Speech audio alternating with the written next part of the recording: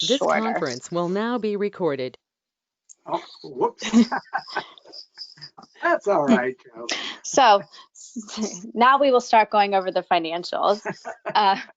The first paper is called the Statement of Financial Position, but it is the one for the year end. So at the top, it should say as of December 31st, 2020, and then the next column is as of December 31st, 2019.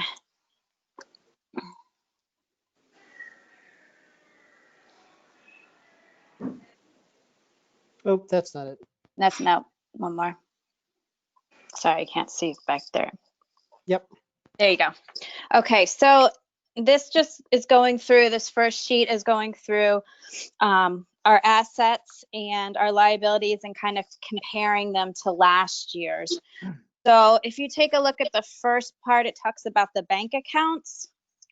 This one is a little bit different because we did close a number of accounts this year. So for example, the Centennial Fund, we closed and moved into the Preferred Savings Plus. The Mint shares the same. We deleted the Preferred Savings and moved that into the Preferred Savings Plus. And then down at the bottom, or the next column rows, we moved one of the CDs into the Preferred Savings Plus. And anybody jump in and holler if you have any questions or anything as we go along. But if you look at the business checking this year and compare it to the business checking of last year, our checking account right now is quite a bit higher. And I also went through and added up the old savings account. So that would have been the Centennial Fund, the Preferred Savings, and the 3 CDs and the Mint share, and I compared them with our new savings accounts this year, which is the Preferred Savings Plus and the 2 CDs and the Mint share.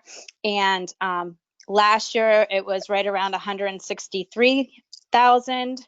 This year it's about 165,000. So our savings has increased exactly by $1,782.19. So overall, the cash on hand is quite a bit higher this year compared to last year. Thanks for doing that, Melody. I appreciate that. No problem. No problem.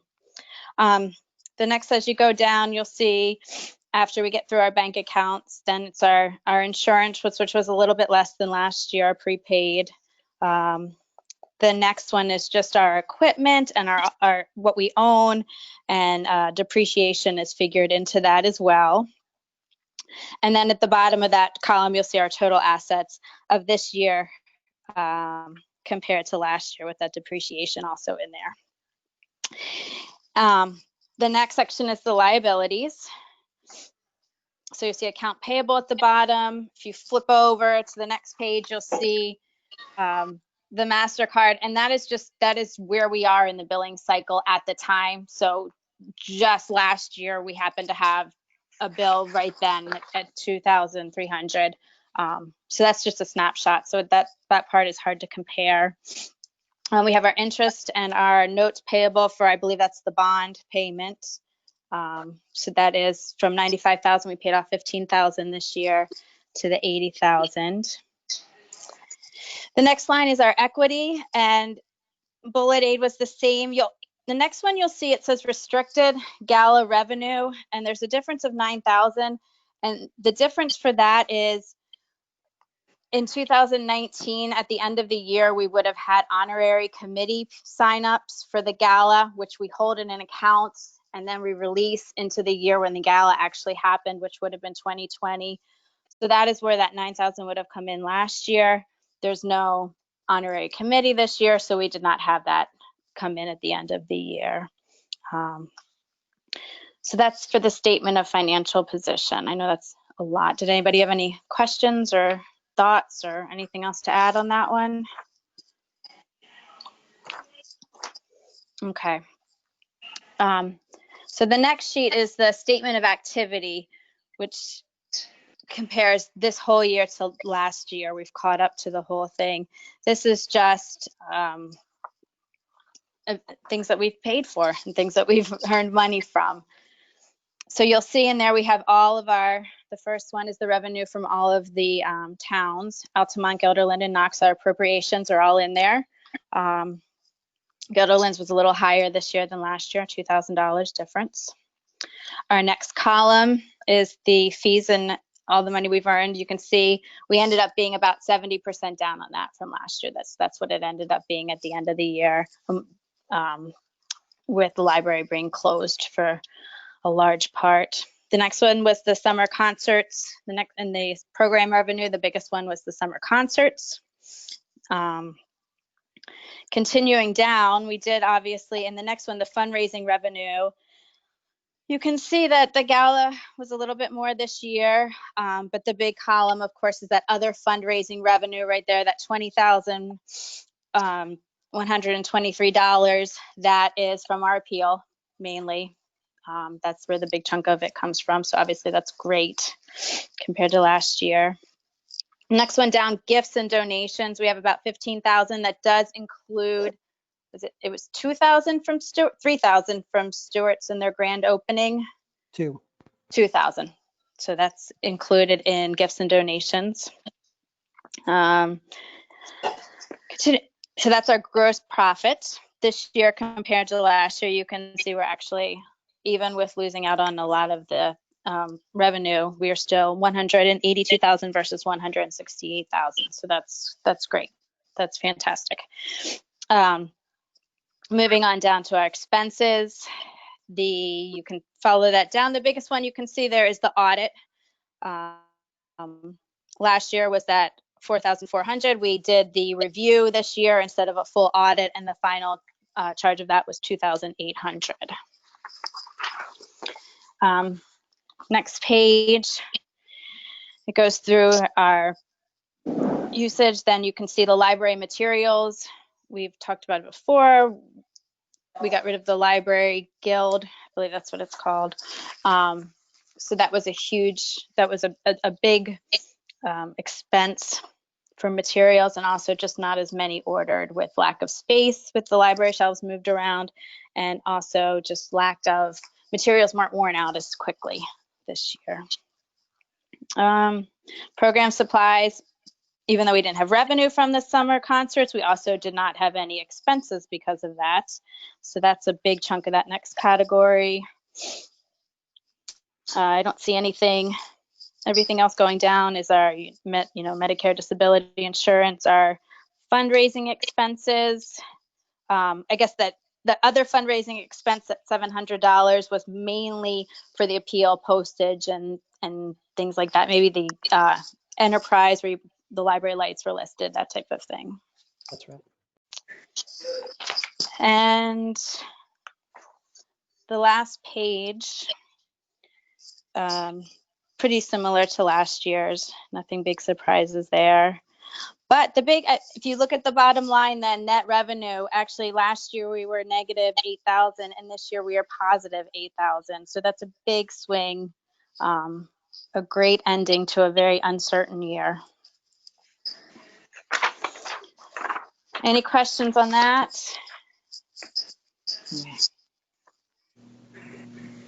And finally, the budget. This kind of goes along with the ones from the last sheet. Not too many surprises. It does look nice that halfway down, that other fundraising revenue is a 209% increase from what we had budgeted for our other fundraising revenue. So that's a nice number to see.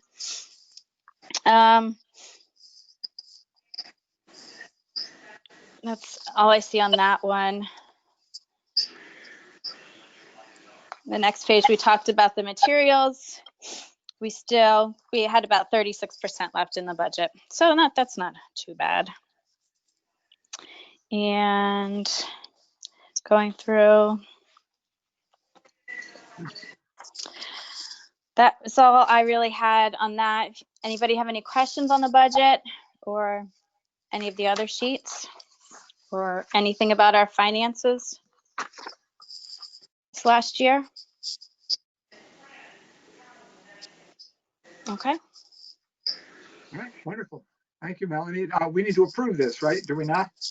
Yes. Okay, so Melanie, first off, thank you for all of your effort, and Jason as well for all of his efforts. Yes. I know he can't be here this evening. Kind Can I get a motion that we will accept the annual treasurer's report and 2021 budget? I'll motion, Amanda. Thank you, Amanda. Seconded? Second. Dick, seconded by Dick. All in favor? Aye. Aye. Anybody who was abstaining or opposed? Wonderful. Okay. Hey, Joe, you know what? On the agenda, I don't have you down as anywhere on there, Joe, for your annual report. Yeah, I mean, you've got me down for the annual report. Where? It's number 3. We skipped it. Oh, I skipped it. I'm sorry. That's all right. So here's the deal. Here's what I think about that. Because I was so late in getting the annual report out to you, I have no expectation that anybody's read it. I will say that it was fairly nightmarish going back through all of my director's reports and all of my papers from the past year. And Perhaps I sensed it, Joe. That's why I skipped it. yeah, but it's a nice, neat, tidy summary of the events of the past year, and but it does get published. I mean, everything is a public document that we create, but this in particular is something that we tend to sort of put out more prominently, both on the website and sometimes in the past we have run it in the paper. So what I think the thing to do is to take some time over the next month, and then we'll vote on it at the February meeting. There's nothing particularly controversial. It's just but stylistically, it could probably use some work. So take some time over the next month and take a look through it. And there might be changes that I want to make to it, but there's, it's a pretty straightforward document. Okay, can we probably ought to just put a motion on the table to table the annual report. Yep. Until our February meeting. So can I get a motion that we will table review and acceptance of Joe's annual report until the February meeting? This is Deborah. I'll make the motion. Thank you, Deborah, and seconded by Katie. Thank you very much. All in favor? Aye. Okay, thank you, folks. So Joe, I'm really sorry I skipped right over that. I really no. I mean, I think it probably would have been more prominently on your mind if I'd gotten it out on time, but no, okay, relax, it's fine. Okay. So now we go through a number of, am I yelling at you? I feel like I'm yelling at you guys. I'll talk a little quieter. Now we go through a list of kind of things we do every year. We have to designate SEFCU as our official depository of the Altamont Free Library. So can I get a motion that we will be doing just that? We will using SEFCU as the official depository of the Altamont Free Library. Thank you, Paul. Does anybody have any comments or questions or concerns before we vote on that? Okay, not hearing any. Can I get a second? I'll second. Thank you, Dick. All in favor? Aye. Wonderful. Thank you very much. Next thing is to authorize the president, vice president, and treasurer to sign checks on behalf of the Altamont Free Library.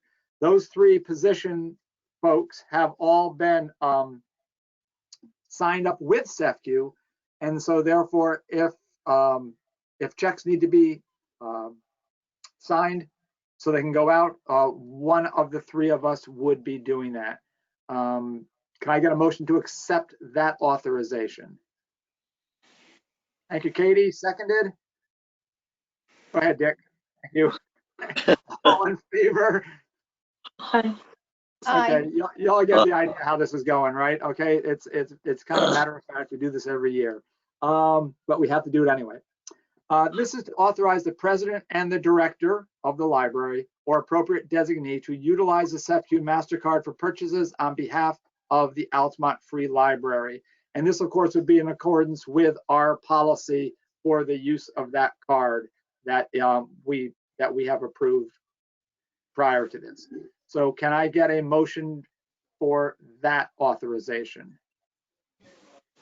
Thank you, Katie. Seconded. Thank you, Paul. All in favor? Aye. Okay, wonderful. We're on a roll here. We're almost done. This is the Designate T.M. Byxbee Company, our certified public accountants, New York, PC, to conduct the annual financial audit / review for the Altamont Free Library. I added the / review there because last year we had a review. But this year we're going to have an audit. This year we're going to have an audit. Okay, so we are going to be doing an audit. So can I get a motion that we will designate T.M. Byxbee Company as our auditor? So be it. Thank you, Dick. Seconded? Deborah. Deborah, thank you. All in favor? Aye. Aye. Anybody opposed or abstaining? Okay, thank you very much. Just real quick on that, Sure. on the auditor, we've had some back and forth this week with Byxbee. We had asked them to just for the purposes of getting a new set of eyes on the books. We asked them to change partners. So for the past 4 years, we've had Glenn Winter of TM Byxbee working on our reviews and audits. That's going to change over to Tom Gessick, so it's a different partner, and there's going to be a different associate also that's going to be working on that. Nothing to do with the quality of Glenn's work, which has always been exemplary, but it's considered good form to change up either firms or partners within firms from time to time, so that's what we're doing. Okay, wonderful. Thank you for noting that, Joe. That's great. We're down to number 9. This is to authorize the board president and treasurer to invest certificates of deposit in any of the designated official depositories. And of course, our official depository is SEFCU. Can I get a motion to authorize those two people to do such? Thank you, Katie. Seconded. Thank you, Dick. All in favor? Aye. Aye. Okey-dokes. Aye. And anybody have any questions or comments so far? I know I'm going through this quickly, but it's I don't want to use the word perfunctory. It's important that we do this, but you know, we do this every year. And I guess I used the word perfunctory even though I said I wasn't going to. Number 10, to designate the Robert T. Schofield Esquire and the law firm of Whiteman, Osterman, and Hanna to serve as legal counsel for the Altamont Free Library. Motion to I'll motion. to authorize. Amanda, Amanda. seconded. I'll second, Melanie. Thank you, Melanie. All in favor? Aye. Aye. Wonderful. All right. And then to set meeting dates for the 2021 Board of Trustees meetings, on the agenda, and if you looked at the agenda for the annual meeting, I did put down below as a note our dates for the meetings: January 18th, today, February 15th, March 15th, April 19th, May 17th, June 21st. There'll be no meeting in July, as has been our custom. August 16th, September 20th, October 18th, November 15th, and December 20th for the year 2021. So I don't think we have to set them. We're just setting the dates. That's just more informational. Is there any other business that we need to, or comments that need to be made for our annual meeting?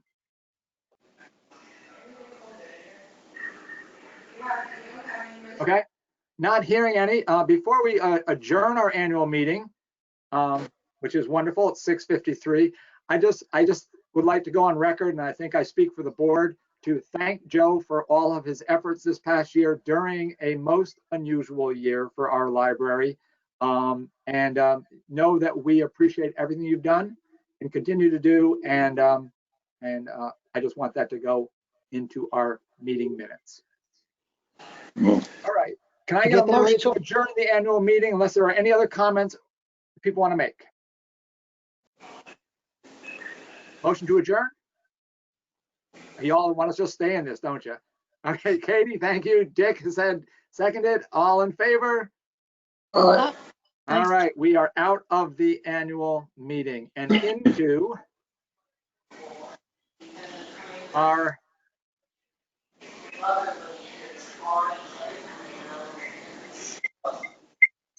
January 18th meeting.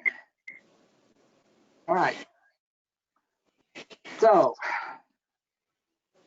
it okay to call the meeting to order before 7 o'clock is the question. Joe, what do you think?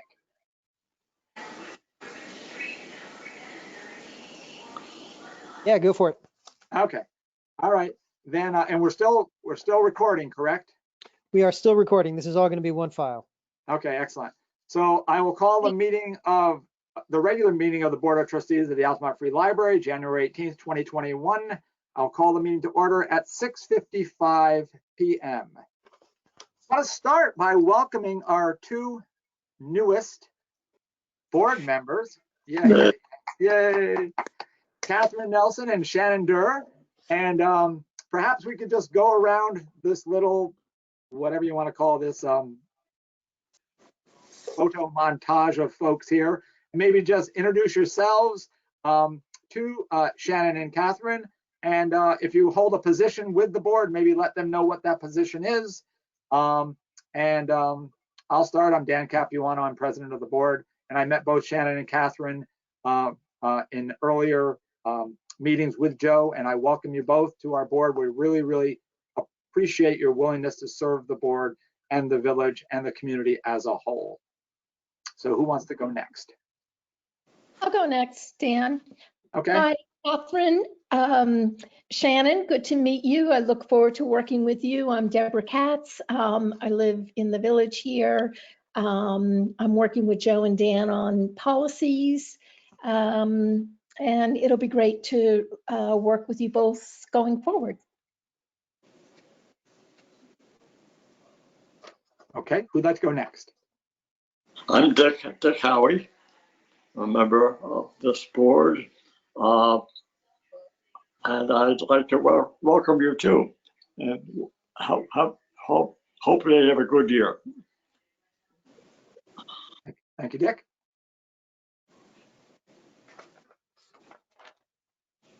Hi, I can go.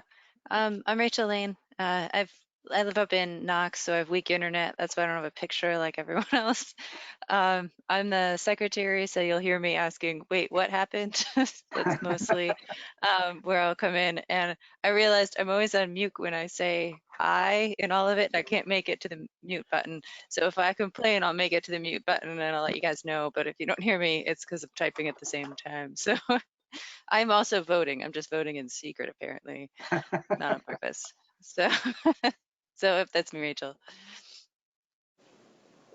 Hi, I'm Amanda Beadle. I am the vice president and I was last year's Gala chair, hopefully Gala chair to whatever we can have one again.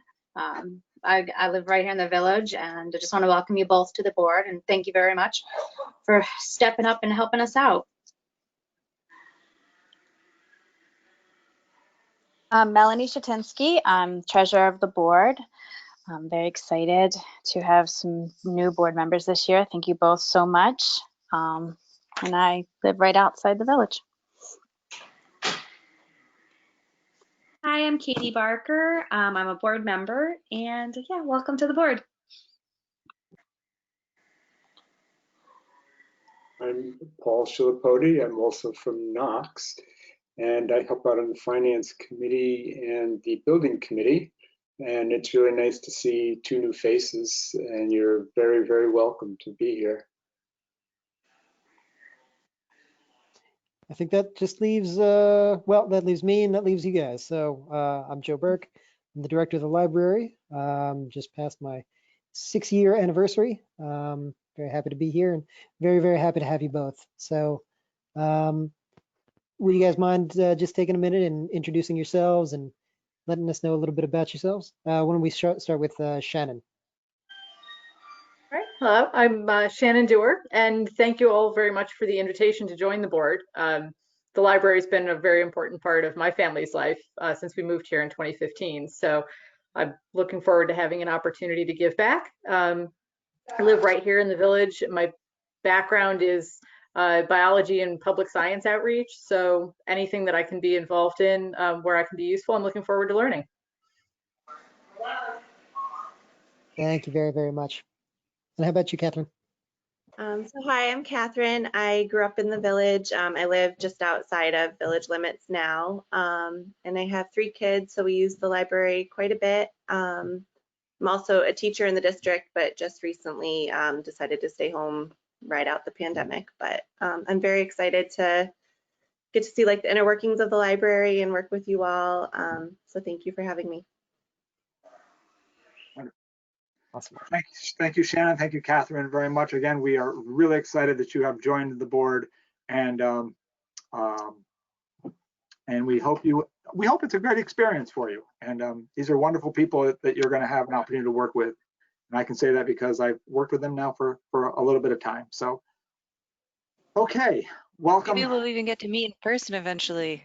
All right, don't push it, Rachel. You can dream. Yes, well, I hope we can meet in person someday too. That will be wonderful, and hopefully sooner than later. Anybody have any additions to the agenda for our January meeting? Yes, Joe, you do. Yes, I do. So I sent out, and again, I'm sorry for the lateness, but the schedule of service is something that we need to talk about. So I'd like to add that to new business. All right, consider it done. And Joe, if I get to that point and I forget about it, y'all just remind me, okay? Okay. Thank you. Anybody else have anything to add to the agenda? Okay, not hearing any. We'll move on to item number 4, which is review and acceptance of the minutes of our December 21st, 2020 meeting that Rachel sent out a few weeks ago.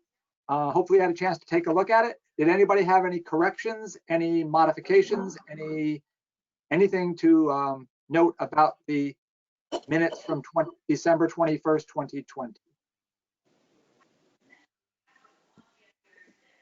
Okay, not hearing any, then can I get a motion to accept the minutes of our December 21st meeting?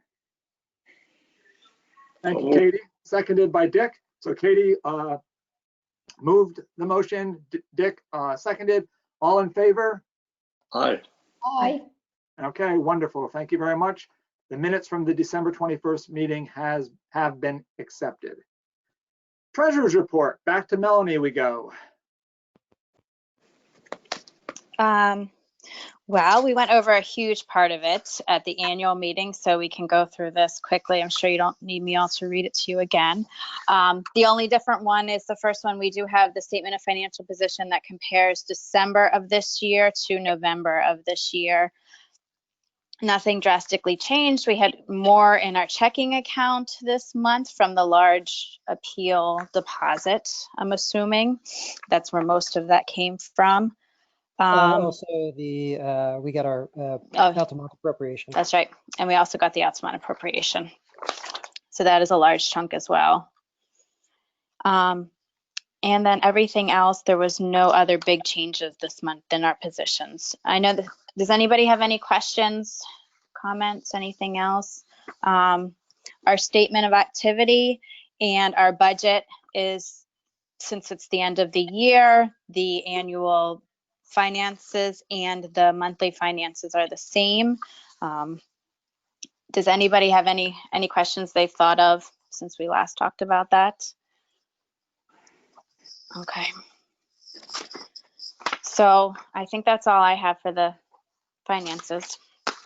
So I guess we need a motion to accept the December 2020 finances. I so move. And second? I'll second Amanda. And all in favor? Aye. Aye. Any opposed? Okay. Thank you. Thank you, Melanie. On to the director's report. Mr. Burke. All right. So it's been a quiet week in Lake Wobegon. For the most part, we, circulation is down, but once again, I am told that it is not down quite so much as other libraries are down, which is what comes from having such small numbers to begin with. But I'm overall happy with how circulation is going. I'm happy with how we continue to find ways of implementing curbside service in a way that is satisfactory to most of our patrons. The biggest news of the month were two pieces. We are once again a library journal star library, and I'm endlessly pleased about that. It makes me.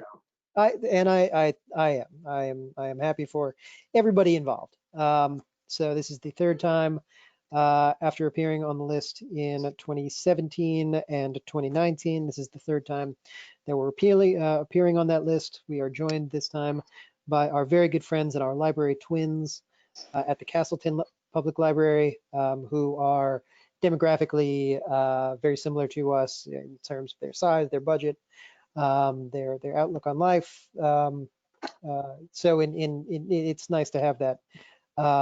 It's nice to have that test case right across the river that we can compare ourselves against in our performance. So nice to have them on there as well. The appeal continues to go incredibly well. We haven't gotten another donation in about a week, so maybe we're done with that. And if we are, then wow, it really went. I can't. The words fail me.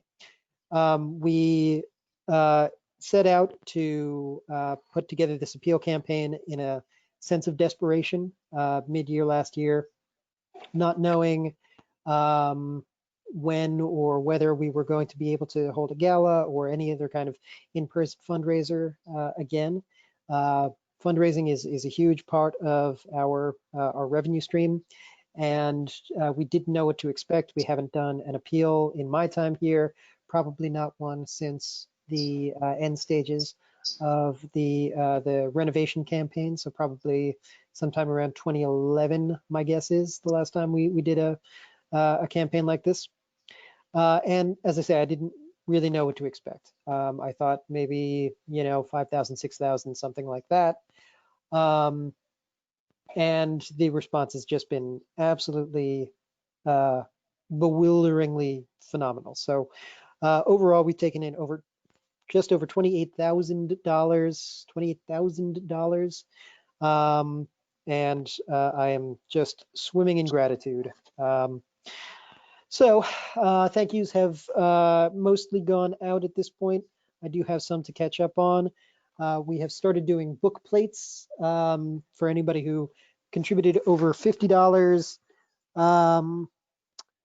You were one of the benefits of, basically the only benefit of contributing was that you could have a book plate placed in your honor. I've been doing those, just started doing those the other day. I just so happen to have on my desk a couple of, this is a new Dolaire's Book of Norse Myths, which is dedicated to, this one is Eleni Dewar, and its companion, Dolaire's Classic Book of Greek Myths, in the name of Claire Dewar. So we've they got will about both be thrilled. They're big mythology fans, as you know. I do know, and so I thought those were fitting. We've got 106 of those to decide where they go. There's a couple of calculations you don't want. You want things that'll have some legs, some shelf life, and so it may take us a few months to first of all buy that many things, but to buy things that are going to have some longevity to them and are likely to remain in the collection for for a while. So working through that, and it's going pretty well. I mentioned in my director's report. Oh, go ahead. Before you leave that topic, yeah. the word annual appears in your in your comments. Is that something we're thinking about as really being an annual sort of a thing? It's a good question, and it's so if we had not done quite so well as we have done, then there would be a good case, I think, for taking what we have learned from this appeal, revising our approach, and going back out at the end of this year. But I would say probably at this point, given the overwhelming response, and you know, and the fact that hole has been filled to overflowing, that hole in our budget has been filled to overflowing, that there's a strong case for not doing it. Okay. Just I don't want people to feel, you know, like we're asking just to ask. Right. So yeah, you know, there's so it's something that we can talk about, but at this point, I would say no. Okay.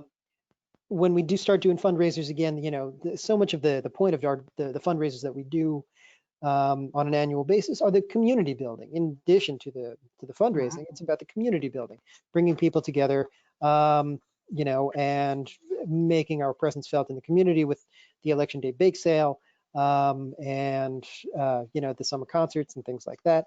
So I am more inclined to look for opportunities to, when it's appropriate and proper for us to do so, to do those kind of community building events that have a fundraising component to it. But you know, that's not a dire need at this point.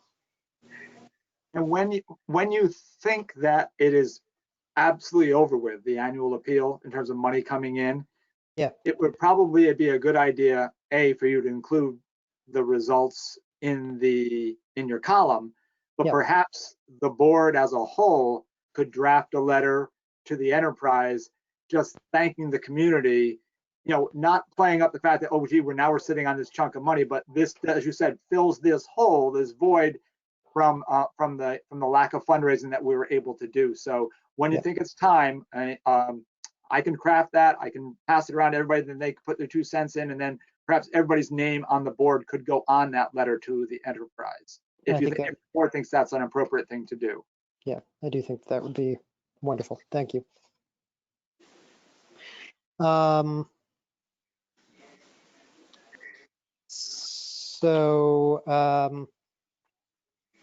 mentioned in my director's report that New York Times access is now a thing.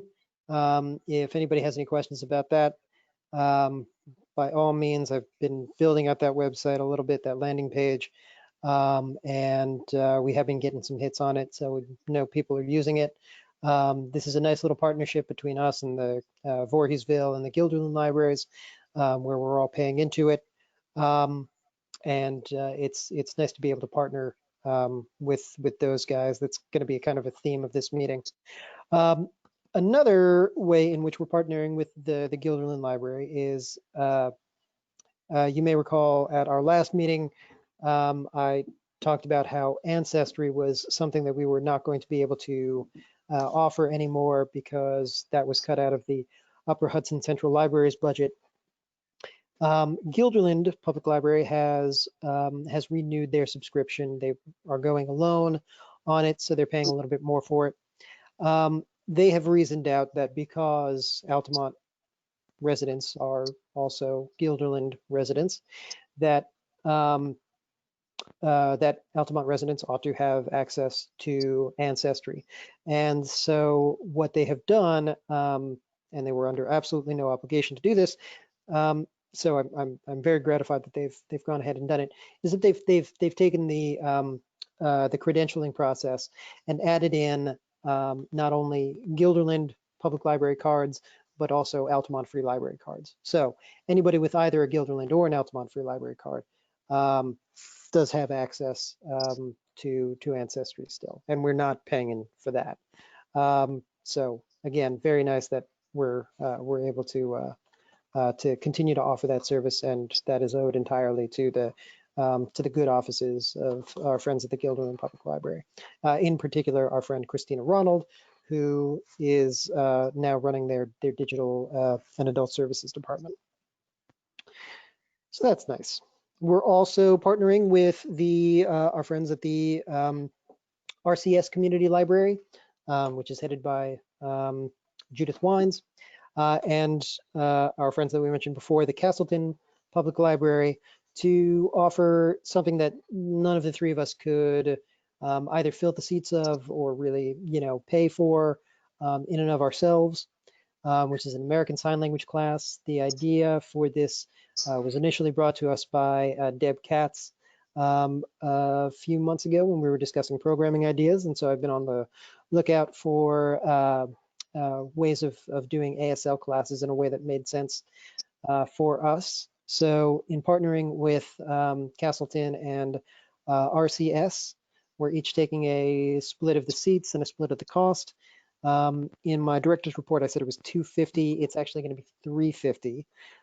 They've had to add a second instructor who is an interpreter. So $250 is for the instructor, and then there's additional money for an ASL interpreter. The person who's providing the class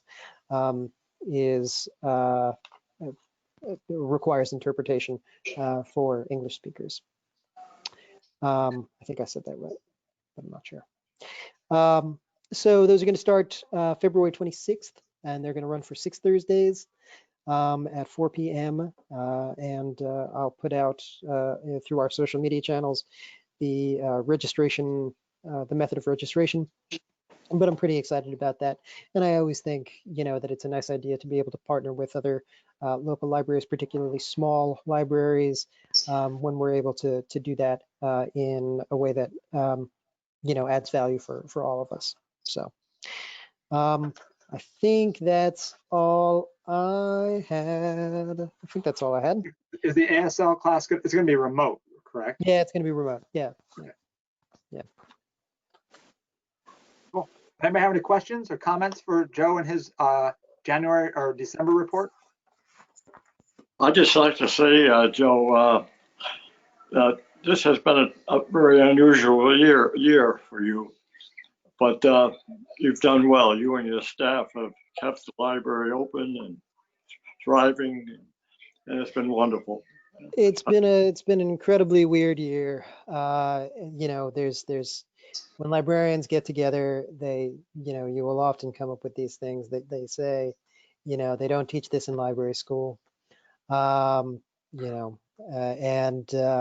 Basically the story of March 15th up until now has been the story of things that they don't teach in library school. But yeah, I mean, we're doing good. We're doing good. We're doing well.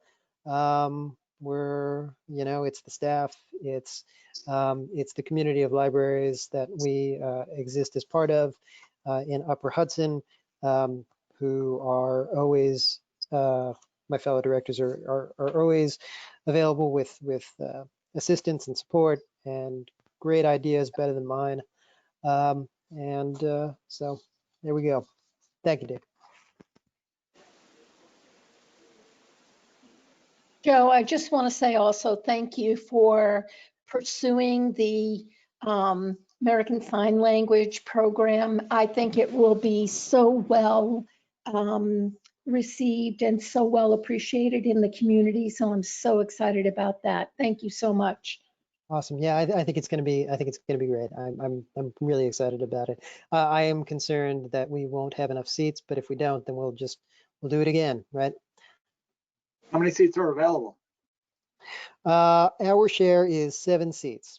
Okay. Wow. Cool.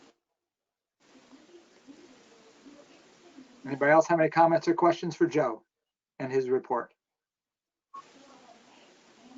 Thank you. Okay, very good. Thank you very much, Joe.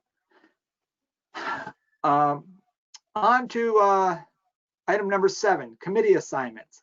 Now, in years past, those of you who've been on the board in years past, you know that we'd be sitting around the table in the the community room? Is that what we call that room in the library, Joe?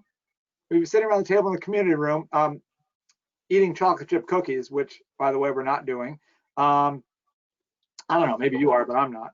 But and then I would pass around, or whoever the president was would pass around a sheet with all of the different committees and ask people to put their name on any committee that they would like to join. And so those sheets would go around, and sometimes they'd go around quickly, sometimes they'd go around slowly. But more often than not, when it got back to me at the end of the meeting, that nobody's name would be on the sheet. or very few. And so, we're not doing it, so it's not really going to be that much difference this year than any other year.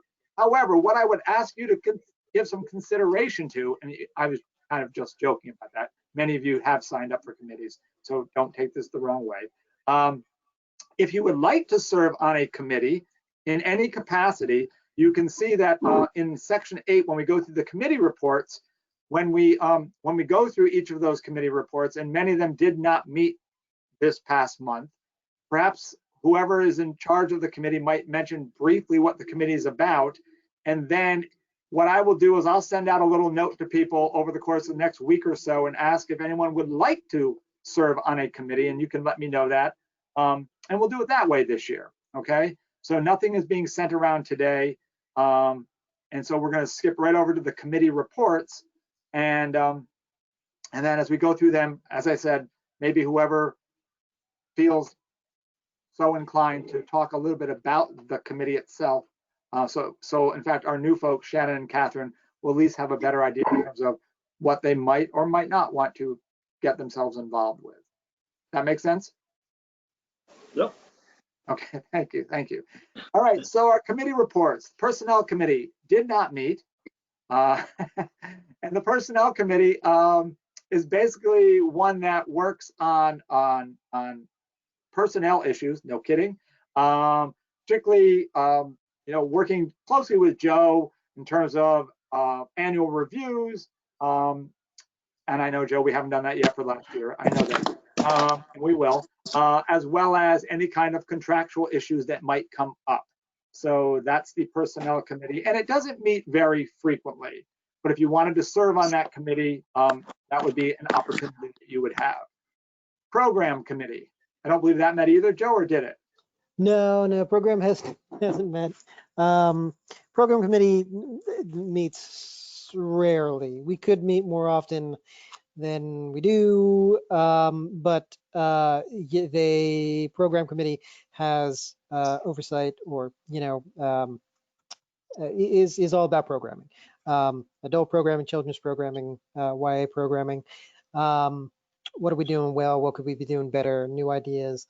I'm always open to new ideas for programs, particularly free or cheap ones. But that's program committee. Yeah, I mean, and given the year we've had, I mean, we haven't had the opportunity to do any programs. So your reasons for not meeting is fairly obvious. So. Yeah, but I mean, we weren't really meeting too much before that. Okay. But we have been doing digital programming, just not. Right, you have been doing digital programming. That is correct. Paul, you want to talk about the building committee? Yeah, just very briefly. Joe and I spoke about coming up with a bit of a master calendar for routine maintenance, mostly so that I can see it, and I think it's mostly been on Joe's shoulders, to make sure that batteries get changed and inspections happen. So I'd like to be a little bit more organized about that. And I may have reported on this before, I don't recall, but we had concerns about the shifting chimney cap, and so if I hadn't already reported this, I had spoken to this. He's actually a tree removal person who has a lift, and he apologized for never getting around to coming this fall, which he said he would. But I let him know that I have the proper sealant to use to hold it in place once it gets moved. And he said that he doesn't get his machines out over the winter, so it'll be hopefully in the spring. But I think I'm going to have to keep reminding him. But and I think he was going to charge $200 to do that. And that's all that I have, unless there's something that Joe is aware of. We had family pest control out earlier today, just doing routine inspections. It had been a while since they did a routine inspection. So while they were out, I did speak to them about the wasp issue that that we were trying to deal with over the summer and the fall. And as we realized how large a section of the building that could potentially their hives could potentially occupy, we sort of backed off of that with the idea that as we got into the cooler weather, it would be somewhat easier for us to deal with those. So I spoke to Family Pest today. They do their eradications on a sort of 3-stage basis, beginning in I believe May. So I think we'll have them out and have them deal with the wasps in the rear of the building in May. That's it. All right. Let's see. The Finance Committee, in fact, did meet. Melanie, you want to just anything to add or anything you want to just describe if folks were interested in joining you on the Finance Committee? Sure, we did meet, but we only talked about financials and the annual appeal, so I don't have anything to add.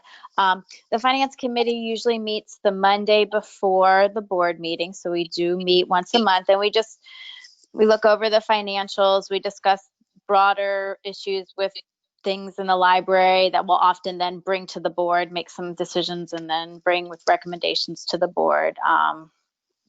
And just look over the financials beforehand, just in case there's any issues. Our bookkeeper usually comes to the meetings, Jason Cooper, and he goes over answers any questions we have there. So we'd love to have more people. All right, excellent. Thank you, Melanie. Policy Committee. Joe, we're going to cover the circulation policy this evening? That's right. Can I actually, before we get into that, can we take the next committee first? Sure, long range planning. Yep. Okay. So long range planning is, we did not meet, but it is a committee that is very active once every 3 years. And we are in the last year of our current long range plan.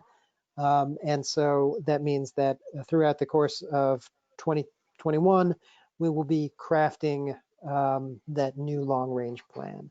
And I would very much like to put in a recommendation that anybody who's interested in getting more involved in the board, join up with the long range planning committee. The long range planning committee is headed by our past president, Christine Carpenter. Christine was instrumental in crafting the last two long range plans. And she has been kind enough to take it on again this year. So she will be instrumental in doing that, but we would also love to have other members of the board involved in the creation of that long-term plan. Over the course of the year, it's going to involve doing, I'm not totally sure how it's going to play out. Certainly there will be online surveys, that's always a component, but in the past there's also been focus groups, in-person focus groups, interviews, and a whole lot of information gathering in the early part of the year before we get to some collaborative creation towards the later stages of the year that involve all of the staff members and all of the board members and other stakeholders. It can be a fun process. If that's what you think of as fun, then it's really fun. So I would urge you to consider taking that on. It's a lot of work, but the more people that we have to help with it, the easier it is. Last time it was basically just Christine and I, and that was all right. But we'd love an extra couple of sets of hands. So thanks. Oh, okay. Is it okay, guys, by the way, if we have Christine come to the meeting next month to sort of lay out her ideas for how we go about the process of crafting it with you guys? That seems perfectly logical. Sure. Is Okay. that okay with everybody else? Yes. Okay. All right. Sure. Cool. Please invite her then. Okay, will do. All right, thank you. As for the policy, I did send out, and I'll put up on the screen if and when I can find it. Here it is. Our proposed circulation policy. What we've been doing over the past 4 or 5 months is that we've been, nope, that's not it, is that we've been going through our policies and on a month-to-month basis, on a monthly basis, reviewing and revising a new policy every month, or a couple of small policies sometimes. For this month, we are looking at the circulation policy, which has not been revised since 2016 and hasn't been amended in substantial form since 1996. So this is a pretty substantial makeover. Our existing policy is about 5 lines long. So this, I think, just fleshes out a couple of the things that had been, makes specific the things that had been vague in the previous policy. And so the circulation policy. When we go, first of all, did in reading through it, did anybody have any questions about the policy?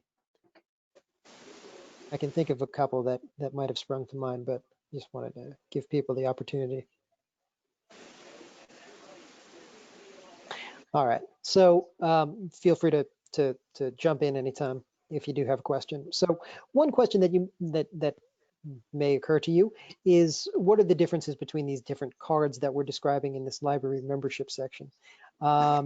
We say at the outset that any person may become a member of the Altamont Free Library, and then down below we lay out the ways that works in different cases. So the most obvious case is that somebody lives and works lives in the village of Altamont. They come in, they bring a piece of photo ID or a piece of current mail, and they walk out with a library card. If you live outside of Altamont or our service area, Knox, then you can get a different kind of a card. It's an Upper Hudson Library card, and you will be given an Upper Hudson Library. You'll get the patron type for the municipality that you live in. These don't differ in any way except for what's on the face of the card and the way that you're coded within the system. In other libraries, there is more of a requirement. So when we were talking, for example, before about Guilderland Public Library users are able to use Ancestry, but Voorheesville Public Library users with their Voorheesville cards and their Voorheesville patron type coding don't get to use Ancestry. So that it's important in that sense. We don't have anything like that we that's only available to Altamont Free Library card users, but there are some situations where Guilderland ties us in, and so that's the distinction that we have there. So if you're in Altamont or Albany or Rensselaer County outside of Altamont or Knox, then you get an Upper Hudson card. If you're inside, then you get a Altamont Free Library card. You can also get an out-of-system card. You can have an out-of-system patron type. Because we have so many folks from Schoharie County and Schenectady County, we're so close to both of those. We have people who come in from both of those counties and are regular users. I don't think it makes much sense to charge for the use of those for those folks. If you live outside of Albany, Rensselaer, Schenectady, Schoharie counties, then this is something that rarely comes up, but there is a $25 annual fee envisioned in this policy. It's not something that we've had in place before, but it is something that most other libraries have, an out of county service fee. So there's that. Joe, just a quick question. So yeah. with that $25 annual fee, so you said you haven't had to do that before. Is that something that a system is set up to bill people every year? Does that? It's not, there's not a system that's set up to bill people every year. It's basically when you come in, and then Okay. we put an expiration date on your card, and the next time that you come in after that 1 year expires, then we'll say, oh, would you like to renew your card? Since you live in Delaware County, it's going to be a $25 fee. They pay that at the desk, and then, but there's not like a billing thing. Right. So if they've moved on, then it's just, they just don't renew it. Right. Right. Sometimes this can be, you know, some of the cases that we've seen in the past have been, you know, people who have a camp at Thompson's, for example, for the summer, but, you know, are coming up from whatever, Montgomery County or wherever. People who are, you know, resident for part of the year here and most of the year in, I don't know, Phoenix or whatever. This would be another use case. So if you know, if you don't have a permanent address in Albany, Rensselaer, Schenectady, Schoharie, that's where this would kick in. Does that kind of make sense? All right. Yes, thank you. Hey, Joe, do you actually physically have these cards in house, or do people have to sign up for them and they get them mailed to them? Yeah, no, we've got them. We've got them here. And again, the physical, this is more about how they're coded within the system than the physical card that they receive.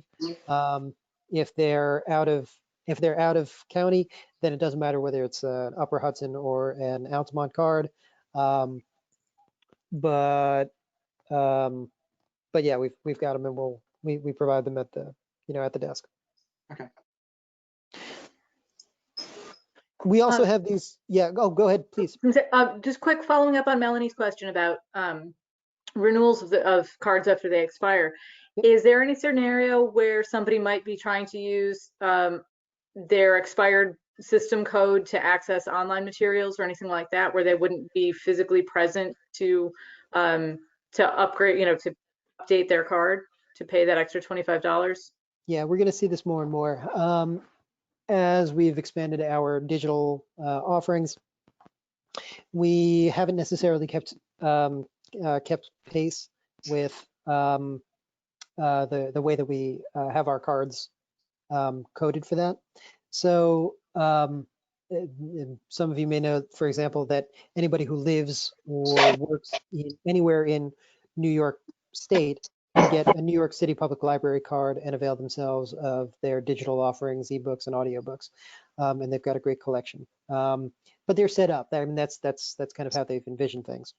And you don't even necessarily have to go in person. You can register online. Upper Hudson has only started online registration within the past year. And it was kind of an expedient that we put in place for people to be able to access online offerings, ebooks and audiobooks, databases and things like that. And they automatically get a 1 year expiration date. So we're going to start seeing people in mid-March who have signed up online, who have never come into a physical library, and they've been able to get online audiobooks, ebooks, use databases, and now they're not going to be able to anymore. So typically when that happens, what will happen is that they will call their local library. Normal cards expire. They have a 3-year expiration date. So most people have come across this. It's a thing that the system puts in place as a sort of a check-in and as a method of filtering out patrons who have moved or who have passed away, and so that we can clear out some of the that metadata that we keep in in our databases.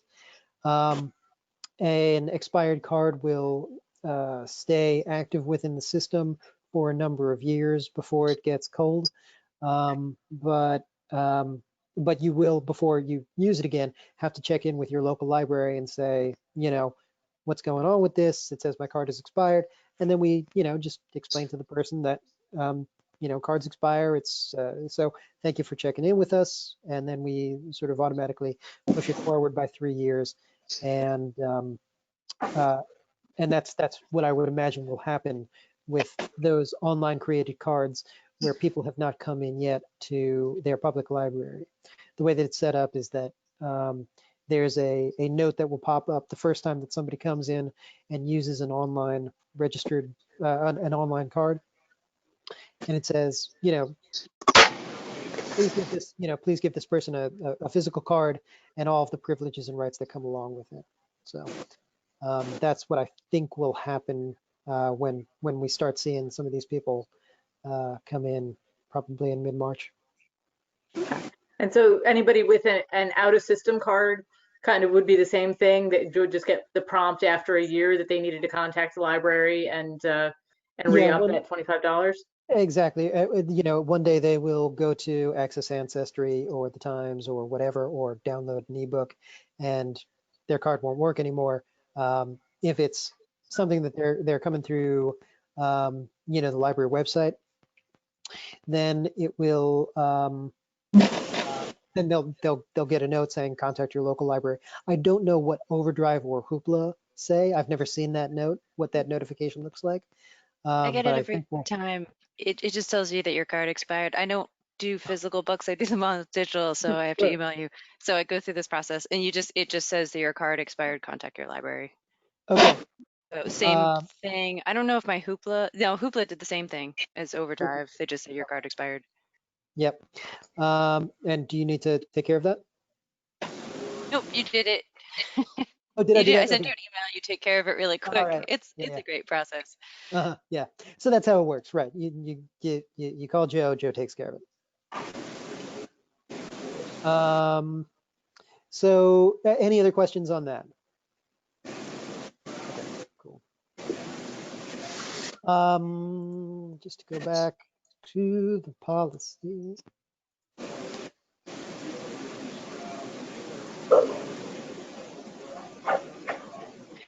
So then we've got these two different kinds of children's cards. One is a relatively new one that has come up since the last time that we reviewed this policy, and it's an UHLS My Card. This is for children, and it was created because we were seeing at various libraries in the system, particularly at some of the larger urban libraries, that kids were coming in and they were not able to get cards of their own. Children would, they would need to come in with a parent or guardian. And we've always, there's always been sort of informal workarounds for that. You'll give the kid the application, say, have your parent or guardian sign this and bring it back, and we'll say that they were here. So this formalizes something that deals with that problem. With the UHLS My Card, the parent or guardian does not have to be present when their kid gets a card. Any kid can come in and get a card. They fill out the application. So that's nice. Moreover, there's no overdue fines that will accrue to that card. If something gets lost, they would have to pay for that, and they will be responsible for that. But there's no overdue fines. As long as the thing comes back, there's no overdue fines, just like we have here now. But it does limit you to only 3 items at a time, and it's limited to books, any books anywhere in the library, children's movies, children's audiobooks, maybe children's graphic novels. And that's it. That's all it can be used for. So you don't have the full range of privileges that would come along with a standard library card. The way that this policy envisions it, the kid can make the choice at that point whether they want a standard Altamont Free Library card, or whether they would prefer to have a UHLS My Card. If they do get a Altamont Youth Card, then they do actually have to come in with parent or guardian. If they check out adult materials, adult coded materials, then there will be overdue fines on those. If they use that Altamont card at a library that charges overdue fines for children's materials like Gilderland, then they'll see those overdue fines come up on their card. So that's the differences between those two cards. The Colony Town Library is the only library that does not accept or issue UHLS My Cards for a very complicated bunch of reasons. Does anybody have any questions about that part?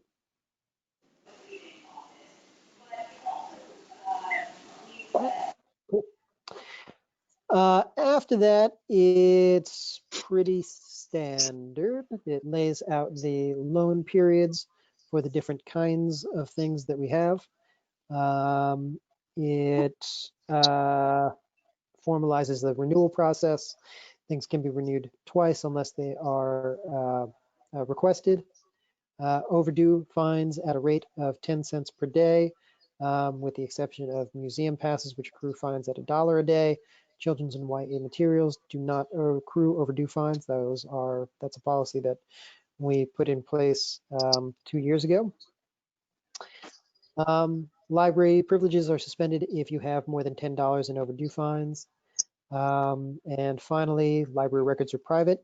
We adhere at all times to the Library Bill of Rights. There's no reason that any person other than the patron themselves would have access to library information, including ourselves. We can't use it, for example, for a fundraiser. We can't use the information that we have in our system to get a list of addresses of people to send things out to. So that's the policy. Joe, is the $10 loss of privileges, is that across the board at Upper Hudson? Or is that? No, that's us. Most of us are doing $10, but Okay. different libraries set different policies. I do, okay. This is one of those areas in which, you know, I have always thought that we need standardized policies across the system. The best that we can do are a couple of years ago, we came up with a set of system-wide recommendations. Most of the libraries modified their policies to meet those. $10 cutoff is one of those, and we changed our policy at that point to move it from 5 to 10. Okay, so in other words, if you went to Gilderland, you'd be subjected to the same rules if you went to Altamont. Not necessarily. I don't actually know what their cutoff is. I suspect, I would imagine that it's $10, but I don't know that for sure. Okay, all right. Cool. All right, does anybody have any other questions for Joe about the circulation policy? Then can we get a motion to approve the circulation policy as outlined by Joe? So moved. Thank you, Dick. Seconded? I'll second. Melanie. Melanie, thank you. Does anybody have any other comments or questions for Joe? I don't want to rush people, but he went through that fairly comprehensively. Anybody? All in favor of accepting that policy as it's written? Aye. Aye. Anybody abstaining or opposed? Okay, Joe, we got a new policy in circulation. Aces, thank you. Okay, old business. I think we can skip over old business because you already told us about the annual appeal. Yep. 2 things left in the new business, and then we'll adjourn for the evening. And again, thank you all for your patience with 2 meetings this evening. Core trustee training and schedule of service. Those are the 2 things left. Yep. All right, which one do you want to do first, Mr. Burke? Let's do core trustee training. Okay. Okay. Upper Hudson provides training and orientation for all trustees. It's been a few years since we did it as a board. And so I think it is time for all of us to take a core trustee training. For some of us, it's going to be a refresher. For others of us, and we have many new patrons since the last time that we did this, or new trustees, I think it would be beneficial. So it gives you not only a sense of the, the role of the trustee more than we've been able to do, but it also gives you a perspective on the broader, library system and the library infrastructure in which we're working. So I would like to see whether people are able to join a scheduled training that Tim Burke over at Upper Hudson is going to be doing. It's obviously virtual on Wednesday, February 3rd, 6:30. Wednesday, February 3rd at 6:30. Don't have to let me know right now, but I will send out a note tomorrow just asking if that is something that folks are able to attend. There are scheduled trainings throughout the year. The next one after that is Tuesday, May 11th, and then in July and October. But they're also happy to do a, so if there are enough folks that can't do that that training on February 3rd, then I think what we would probably want to do is find a date amongst ourselves that we could all do it, and it would be, specified to us. I don't know what will change about the training, but at least it would just be us. In the past, it's been a kind of a bonding, exercise where we get together. The last time that we did it, we got together over at the yarn shop after they closed, which is a nice, comfy, environment, and we had cookies, and anyway. So I will send out a note tomorrow asking about Wednesday, February 6th at 6:30, but just think about that between now and then. All right. Joe, for scheduling, oh, go ahead, Paul. Okay. Maybe you mentioned it and I didn't hear you. What is the length of the training? Oh, I'm sorry. I think it's 2 hours. Yeah. So it really is. It's a bit of a commitment for the evening. Okay, good. Yeah, perfect. Yeah, because that way it opens it up for someone else. Okay. So we'll wait to get that from you, Joe. Very good. Okay. On to She was so long. She kept looking. The blanket wasn't out here, and she kept looking and looking and looking. Then she got her this blanket. That might be. Hey, Dick. Hi. I think that might be you in the background. There might be some background noise there. So last, can I do the schedule of service? Yeah.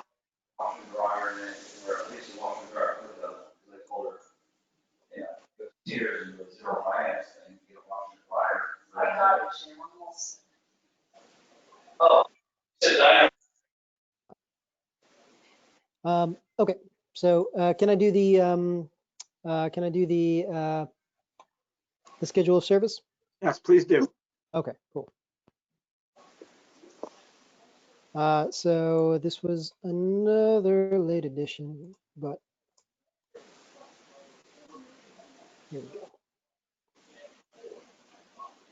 All right, so this is my proposed schedule of service. Obviously, we've already been closed on New Year's Day. The next day that we would have off is Monday, February 15th, President's Day. Memorial Day weekend, this assumes that by May we will have resumed Saturday hours, but if not, then at least that we would be off on Monday, May 31st.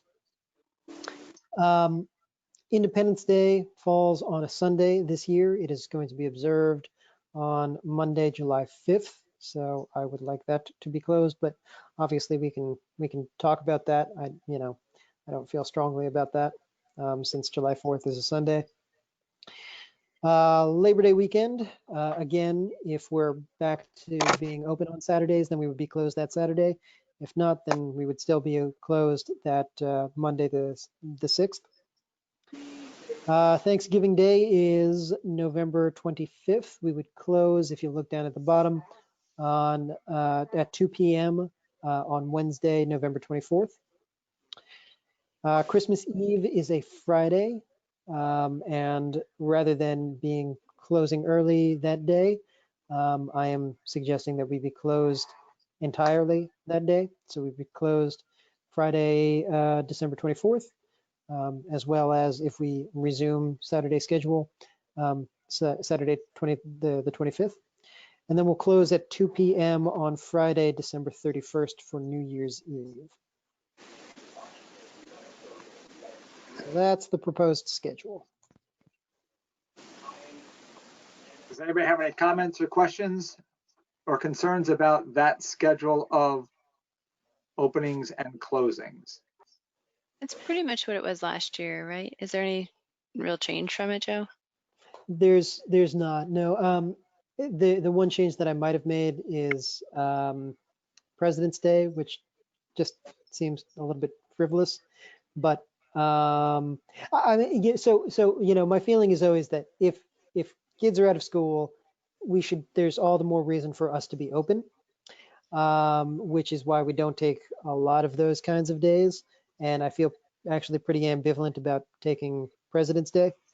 But the school is, you know, in school, out of school, like, you know, nothing even matters anymore. There's no, like, I mean, there's no, you know, in the library, out of the library, there's, you know, what are we even talking about? You know, once we get back to a normal state of affairs, then, you know, think about, you know, but there are very few changes to the schedule from what we had last year. Last year we added President's Day. The reason that we added President's Day was because it was right after the gala, and I thought it might be nice to have a day off right after the gala. But that was a day close the day after Thanksgiving as well. Yes, actually you're right. I'm sorry. So we should add that. We should add that. Yes. Thank you for reminding me. Because that actually wasn't on the schedule that we approved, but it was something that we approved later on in the. Right. Yep. So I'm going to add in the day after Thanksgiving as well. Okay. Is everybody okay with that? Does anybody have any concerns? Okay. Then I guess we don't need to a motion for that, do we? We're just going to, that's going to be our schedule of operation, correct? I mean, I'd like to have a motion for it. Okay. All right. Then can we get a motion to accept that schedule of service as outlined by Joe, with the one addition being the day after, the Friday after Thanksgiving added as well? Yeah. All moved. Dick seconded. All in favor? Aye. Aye. Anybody opposed or abstained? Okay, then we have a schedule of operation for the 2021 year. Okay, it is 7:58. Can I get a motion to adjourn unless there's anything else for the good of the cause? Okay, motion to adjourn. Dick, thank you. Katie seconded. Wonderful. All in favor? Aye. Thank you again, everybody, for your time this evening. Joe, thank you again for everything you're doing for our community, our library. And we will see everybody in a month's time, then more or less. Okay, excellent. Thank you. Thank you all. Thanks. Good night. night. Thank you. Good night. Nice job, Joe.